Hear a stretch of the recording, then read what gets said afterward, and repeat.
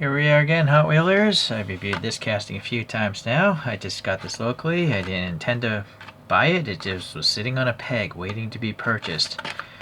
Number 1 of 5 with J Imports, 26 of 250, but I think this is from the 2025 season. Well, that's a copy of 2024. I don't know what that really means.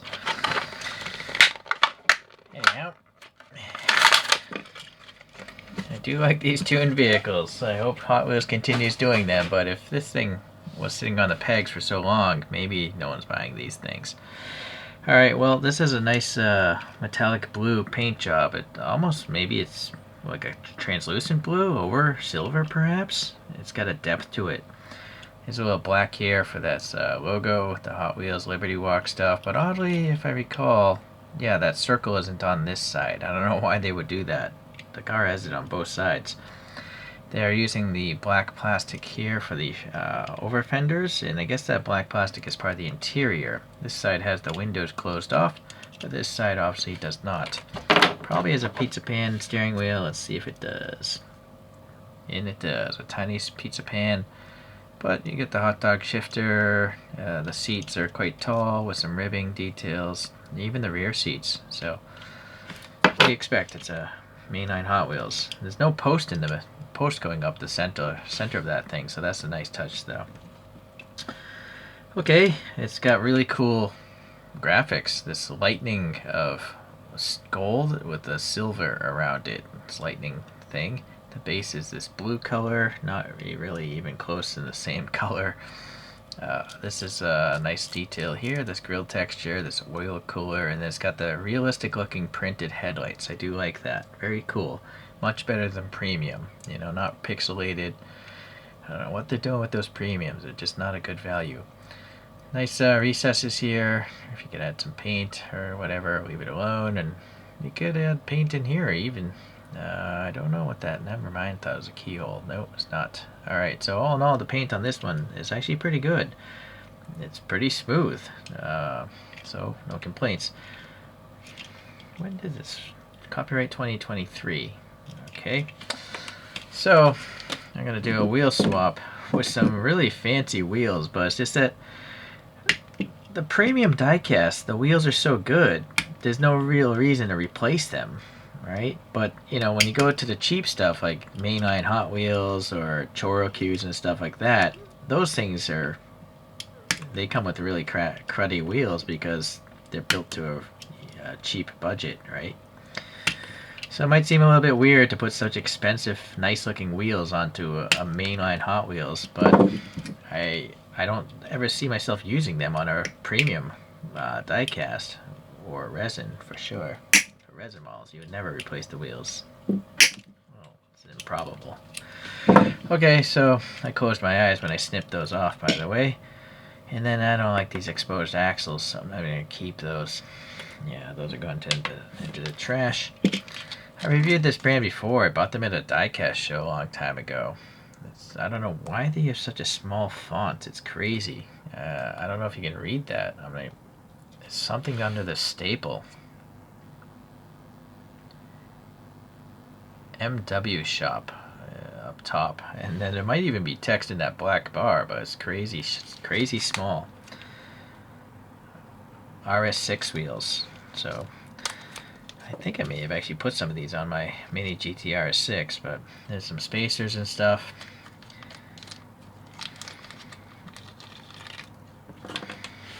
Okay. It's really an Someone asked, why do I cut Ziploc bags? Well, I have big fingers. It's really hard to get my fingers into this, so it's just faster to just use scissors. I'm never going to reuse such a small bag. So, unless you want to sit there and watch me open a bunch of tiny bags wasting your time, I would suggest you just accept that I use scissors. Very well. Now, so these things, they're very nice 3D printed wheels for sure. You can see the little lug nut detail there. The tires have modern treads and they're even 3D printed and they're glued in place, so that makes sense. What's missing though is there's no brake system. You would think something with this big of an opening would have brakes. So I 3D printed my own, not specifically for these wheels, but just coincidentally does fit. So I'm gonna just put that in there. I gotta get some school glue. So let's see, this brand is 1 millimeter, 0.9? Yeah, I would say 0.9 or 1 millimeter axles. The front one is actually loose. It would spin, but the tire is so, big. In fact, I'm a little curious how big this tire is. It's around 11 millimeters. This one I had to chase out the hole because I think those tabs inside were, well, anyways, this is very tight fit. But I don't really care for a rolling model anyways, so I am using the spacers. I put the thin spacers in here. I mean, you could just leave it alone and have it recessed, but I figured since the thing came with the spacers, I'll have them go out to the fender flares. Okay.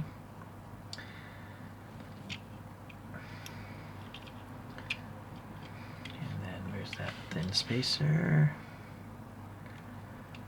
So this one obviously is a bit extended.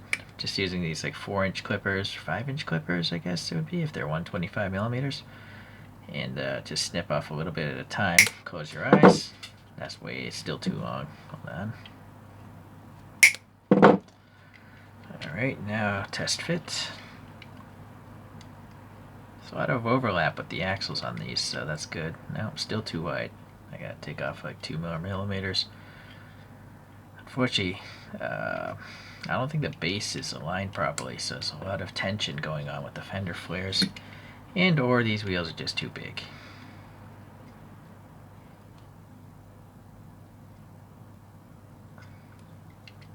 Rotated.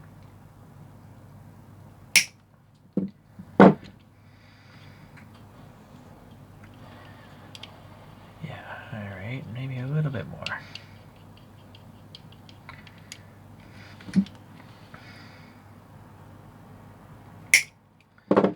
Okay, it's improbable the thing will fall off, but I just like to put a little dab of crazy glue on there just in case. And now when I align the calipers wherever you want them, I always just put them towards the door, even though they may have not been that way in the real car. This is a cartoon vehicle. I just don't care about realism so much. I just want something cool looking. But if you line up things, at least if you spin one side, it'll be already matched up with the other side. So make that horizontal. Make this a little horizontal. There we go. Very, very large wheels. Rubber band tires on this thing. Looks very, very cartoony now. Okay, so a few other ones. Here's a purple one that I put some, I think these are Carlomo ball bearing wheels of all things. So, okay, they're not as oversized. And then here we have the, boy, I forget what brand made these things. These are, I bought these 3D printed wheels. You'll have to look up the review, but there's that one. And then Chorokyu, they have this cool concept paint job on this one. This says Hot Wheels Real Riders on it. Here's a more normal looking one. These are the standard wheels that came with it, but it's got this opening hood gimmick and literally a sticker. A sticker for the engine. It's kind of funny how lame it is. Okay. And then just for good measure, here's what I think is a Hakosuka modified Hot Wheels with some B&DS alloys and putty holding that in place. And then sadly, Mini GT just went off on their own and made these giant cube cars. The problem with this is you cannot buy wheels around this size, right? If this is a large 1/64 scale wheel, meant for an RS6, right? Maybe you could get the front to work, but it's still smaller in the tire. But this, you'd have to buy probably like 1/43 scale wheels, but how are you going to match the front and rears, right? So I'm not sure why they, I really wish they just stopped the line and started over and went to Chorokyu size, so then you can get 1/64 scale wheels and modify them and have some fun with your hobby. But yeah, I think it's massive. It's a massive, I mean, it looks cool and all, it's just not really compatible with the 164.